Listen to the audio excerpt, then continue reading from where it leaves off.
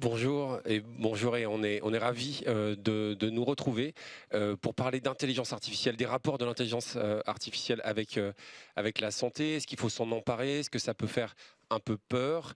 Et pourquoi? Et comment en tirer le meilleur? Je suis ravi d'avoir à mes côtés Yasmine Belkaïd, la directrice de l'Institut Pasteur, et Stanislas Lyonnais, le directeur d'Imagine. On va parler de ces sujets absolument brûlants. Alors l'intelligence artificielle, on entend parler quasiment tous les jours. Il y a moins de 10 jours, le président de la République, Emmanuel Macron, recevait à l'Élysée près de 800 talents internationaux. Il y avait des représentants de Microsoft, de Google, d'OpenAI, mais aussi des talents français, de Photohome, de Hugging Face, par exemple, pour essayer de remettre la France au niveau, parce que la France a certes des talents que le monde entier nous envie, mais on est un peu encore derrière la Grande-Bretagne, derrière les États-Unis, la Chine. Alors, est-ce qu'il faut vraiment faire cette course en avant? À quoi ça peut servir très concrètement cette intelligence artificielle pour laquelle on se bat pour avoir les meilleurs supercalculateurs, les meilleurs semi-conducteurs? On a envie vraiment de rentrer dans le concret avec vous deux. La première question que j'ai envie de vous poser à tous les deux, c'est: à quoi ça sert concrètement l'intelligence artificielle pour vous au quotidien et dans un futur très proche? Madame Belkaïd. Donc, bien entendu, l'intelligence artificielle existe depuis très longtemps, en fait. Maintenant, on en parle de façon... mais en fait, ça a été très utilisé par les scientifiques depuis très longtemps. Donc, ce que cela veut dire, en fait, c'est que nous générons des datas de plus en plus complexes. En fait, toute expérience, toute observation clinique devient une multitude de data et on n'a plus la capacité d'organiser d'une façon cohérente. Donc c'est vraiment une façon pour nous d'extraire de ces éléments complexes les éléments fondamentaux qui vont nous permettre de comprendre les éléments importants et de développer en fait une connaissance sur la recherche médicale, sur d'où aller de l'avant, de nouvelles thérapies et aussi comment, par exemple, l'influence de la génétique influence la santé humaine, etc. Donc en fait, on l'utilise tous les jours, l'intelligence artificielle, d'une façon différente et d'une autre. D'analyse, bien entendu, mais aussi pour développer de nouveaux outils pour analyser ces nouvelles connaissances qui émergent avec des nouvelles technologies. Et en fait, à Pasteur, il y a un groupe sur 5 qui développe de nouvelles approches pour comprendre comment analyser ces énormes quantités de data qui émergent d'imaging, de séquençage, d'évolution de pathogènes et bien d'autres. Oui, c'est-à-dire qu'on parle beaucoup de l'IA pour prédire des maladies. On en parle aussi, hein, c'est Demis Hassabis, donc, qui a créé DeepMind, qui a été racheté en 2014 par Google, qui explique, lui, que cette IA générative qui peut faire peur parce qu'elle permet, on le voyait dans un très bon article, hein, de Nicolas Bastuc hier sur Le Point, où il revenait à une discussion entre Xavier Niel et les avocats, c'est-à-dire qu'il y a beaucoup d'hallucinations, c'est-à-dire qu'il y a beaucoup d'erreurs qui sont faites, mais cette IA générative peut, lorsqu'elle est bien guidée, vous avez raison de parler des données, participer à la création, à la modélisation de nouveaux médicaments. Concrètement, pour vous, Monsieur Lyonnais, à quoi ça sert l'IA aujourd'hui? On est depuis longtemps, Yasmine a raison, des Monsieur Jourdain de l'intelligence artificielle, c'est-à-dire qu'on l'utilise tous les jours sans le dire, sans le savoir, et en la faisant progresser. Je vous donne deux exemples très concrets d'utilisation à l'Institut des maladies génétiques. Un exemple dans le domaine de l'annotation du génome. Vous savez que séquencer le génome d'un individu, c'est révéler par individu 3 millions de différences avec n'importe qui d'autre. Et en tout cas avec ce qu'on appelle la séquence de référence, c'est-à-dire une vague moyenne de tout le monde. Donc imaginez l'interprétation et la difficulté de plonger dans l'interprétation pour dire ce variant-là, parmi 3 millions, est particulièrement intéressant et les autres, pas du tout. C'est évidemment que l'esprit humain, l'intelligence humaine, qui a pu concevoir l'idée et les modalités d'extraction ne peuvent pas le faire. Donc on a des outils très quotidiens d'intelligence artificielle qui nous permettent d'extraire, de filtrer, c'est le terme que nous utilisons, pour arriver à des variants qui vont alors être testés au laboratoire ou cliniquement. Un premier domaine.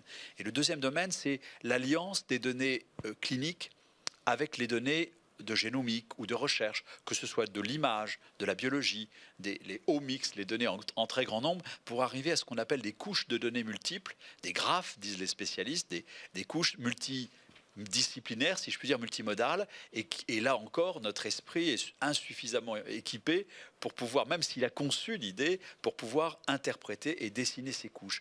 Et en particulier dans un entrepôt de données cliniques qui est à l'Institut Imagine, qui s'inspire et se nourrit des données de l'hôpital Necker Enfants Malades, et qui aujourd'hui a 1 million de dossiers d'enfants ou d'adultes atteints de maladies génétiques, ou pas d'ailleurs, et qui permet des fouilles de données, ce qu'on appelle du phénotypage profond, et d'arriver au concept de jumeaux numériques, par exemple, c'est-à-dire un gros partenariat qu'on monte avec Dassault Systèmes actuellement pour essayer de révéler une sorte d'avatar de patient sur lequel on peut connaître, apprendre l'histoire naturelle et, plus intéressant encore, produire des hypothèses thérapeutiques, voire des essais cliniques virtuels, en disant je vais tester cette molécule, qu'est-ce que ça donne in vitro, qu'est-ce que ça donne dans l'ordinateur.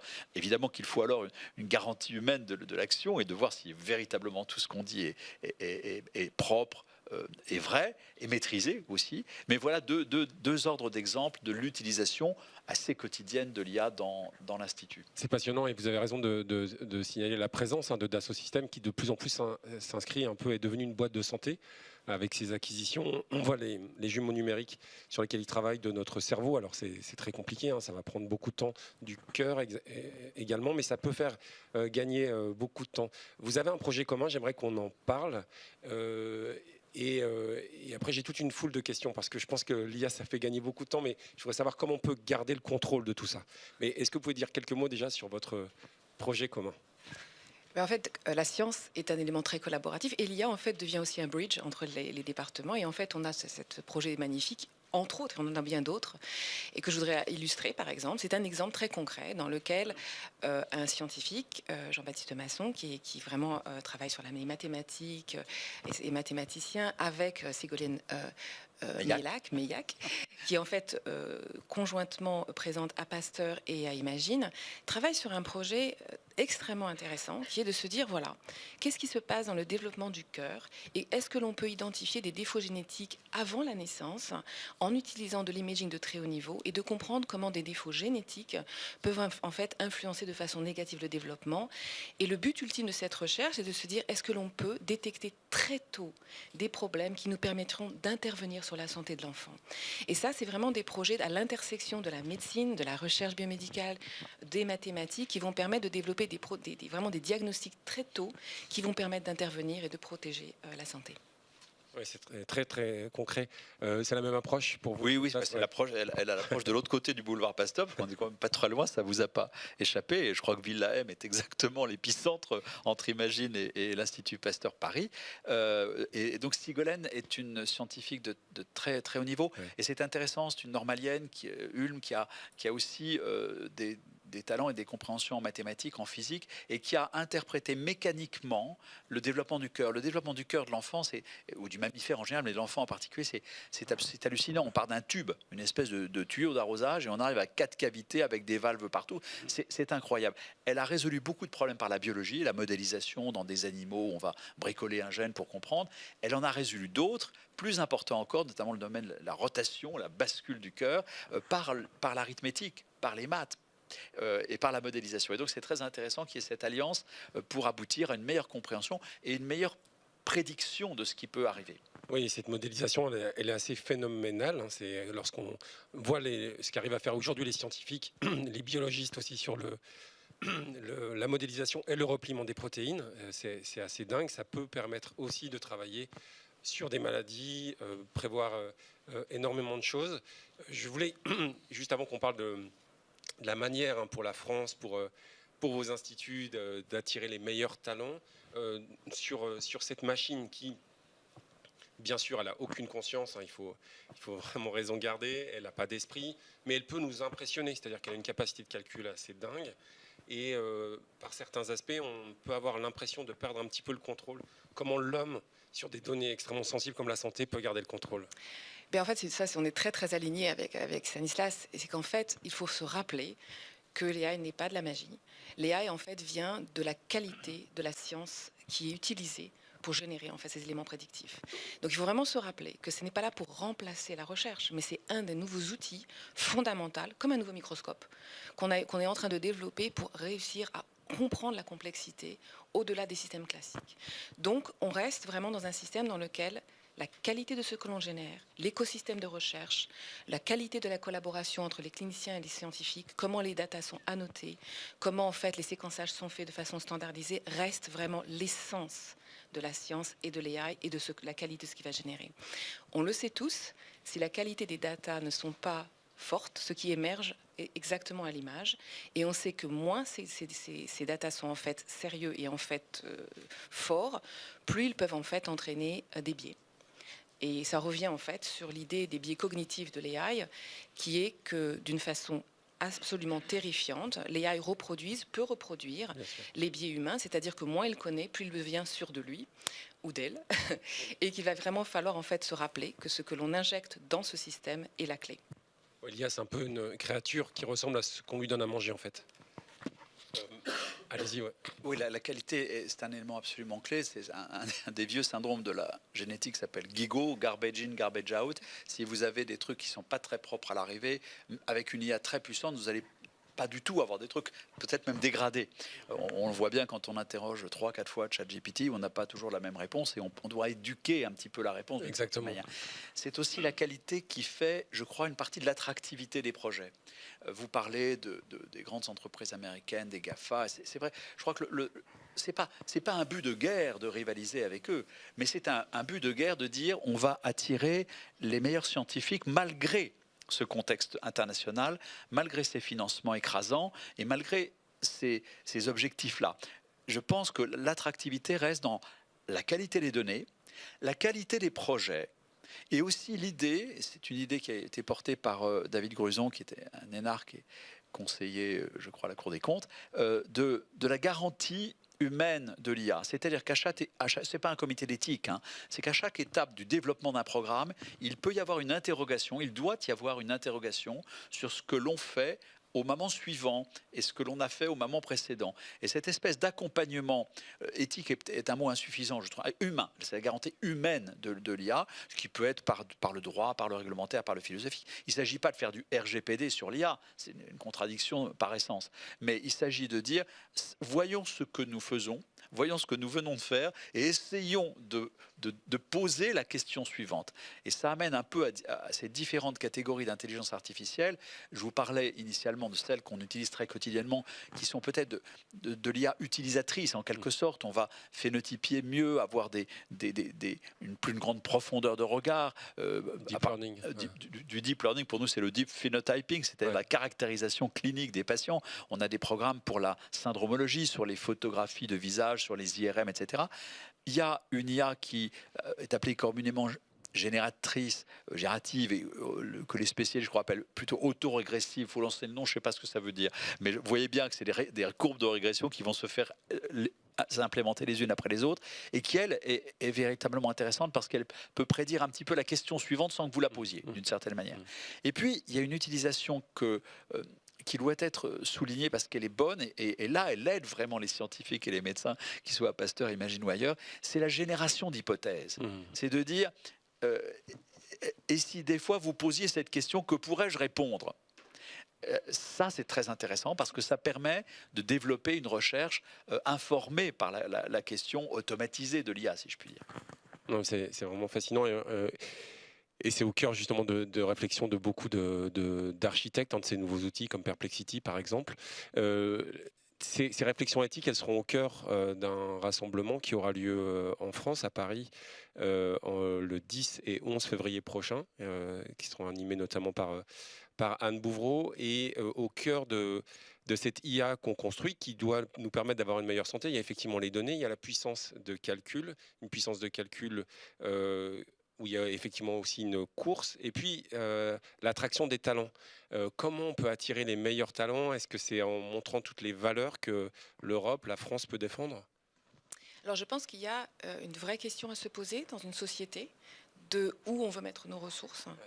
On parle de l'AI comme étant la solution universelle, et effectivement c'est un des outils de la découverte pour la santé humaine. Le paradoxe que l'on a aujourd'hui, c'est qu'il va falloir effectivement que nous gardions des talents. Ces talents, en fait, sont très convoités de façon internationale ou par des compagnies privées. Nous sommes dans un système du non-profit. Nous sommes dans le système vraiment de l'académique qui est là pour la santé humaine, pour la prévention, pas forcément pour le profit, et surtout pas pour le profit. En fait, c'est vraiment la question. Donc, la réalité, comment est-ce qu'on va protéger un écosystème de recherche dans lequel on va attirer et maintenir ces talents extraordinaires qui peuvent effectivement se poser des questions, qui peuvent être attirés par ce rêve, mais combien est-ce qu'on va rester justement uniquement attirés par le rêve? Comment la France va rester compétitive pour en fait payer des salaires adéquats pour maintenir en fait cet écosystème?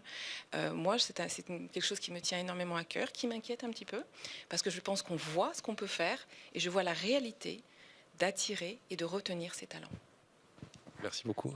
Sur cette question des talents. Chose à ajouter, Yasmine a tout dit, cette attractivité, retenir les talents ou en faire revenir, on l'a testé à l'Institut Imagine par le programme Institut Hospitalo-Universitaire qui dit, écoutez, voilà, on a de la place, on a des projets, on a aussi un package, c'est-à-dire une espèce de somme d'argent, et pas que de l'argent, de technologie, de méthodes, de plateformes, pour essayer de faire revenir des États-Unis, par exemple, pour ne pas les citer, mais ça peut être le Canada ou l'Angleterre, des scientifiques de talent, et de faire venir des scientifiques de talent qui ne sont pas français. Ça marche.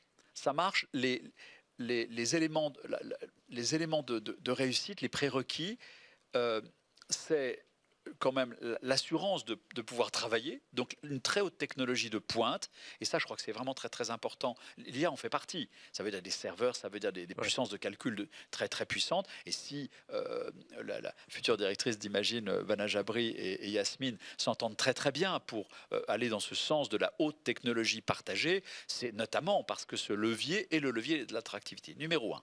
Numéro 2, il faut quand même ne pas dégrader totalement le mode de vie de ces jeunes, ils sont souvent très jeunes, qui sont aux États-Unis ou au Canada. Et donc, il faut quand même pouvoir avoir des salaires et des modes de rétribution qui sont acceptables pour eux, et aussi acceptables pour eux les quelques années où ils n'ont pas encore le budget, le grand européen, le budget ERC, les ANR de l'Agence nationale de la recherche pour nourrir leur propre recherche, ou les partenariats industriels, notamment dans ce domaine. Mais le troisième élément, et on en revient, pardonnez-moi de la boucle, c'est la qualité des choses. La qualité de l'essence du projet. On va faire une belle science. Les questions posées tout à l'heure par Yasmine sur le cœur est magnifique. C'est une question absolument capitale. On parle de pas loin de 1% des naissances avec une malformation cardiaque de l'enfant, parfois bénigne, parfois dramatique. La qualité de l'intérêt, l'accessibilité à la donnée clinique, et donc d'avoir de manière préparer des centres de référence, des centres de qualité qui ont parfaitement génotypé, j'ai le gène, j'ai la mutation, mais aussi parfaitement phénotypé, j'ai la taille, le poids, pardonnez-moi, c'est banal, mais beaucoup, beaucoup mieux, et j'ai l'image de ces patients. Et là, alors, on sent que dans un concours international que l'on ouvre pour ce type de poste, on peut y arriver. Je voulais rajouter une chose, il y a aussi des talents extraordinaires en France. Et notamment des gens en mathématiques et en physique. Et c'est pas simplement de faire venir des gens, mais comment on va protéger et garder ces jeunes scientifiques extraordinaires dans l'écosystème du non-profit académique. Et en fait, c'est quelque chose qu'il faut vraiment, il faut se poser la question. Où est-ce qu'on va dans cette société? Ouais, non, mais c'est passionnant. Et puis, il n'y a pas de fatalité. On s'est intéressé il n'y a pas longtemps au point à Bertrand Rondepierre, donc on en a parlé tout à l'heure, a travaillé longtemps chez Google, polytechnicien, et a décidé de revenir travailler au ministère des Armées pour inventer la guerre du futur. Et la même chose chez Antoine Borne, un ancien de Meta, qui vient travailler pour une boîte franco-allemande. Donc, il y a ce côté recherche ouverte. Hein, mais vous avez raison, sur les talents, on nous envie. Et je ne sais pas si c'est une politesse ou pas, mais souvent les big tech le reconnaissent. Le fait d'avoir une recherche ouverte où on peut publier, ça peut jouer aussi, ce côté collaboratif qu'on n'a pas forcément dans des boîtes comme le mal nommé OpenAI, par exemple. J'ai l'impression, la pratique de la recherche j'étendrais les publications un peu au-delà, j'étendrais la méthode. La méthode qui consiste la méthode scientifique, hein, c'est pas la méthode expérimentale, pardonnez-moi, de bondir d'un siècle en arrière. C'est quand même de dire je connais quelque chose, je connais ce qui se dit, ce qui se fait. Je fais une hypothèse, parce qu'il y a une zone d'ombre, et je fais une hypothèse en disant peut-être ce serait ça. Et je la teste, cette hypothèse, expérimentalement, c'est-à-dire que je vais faire un système qui va me permettre de répondre.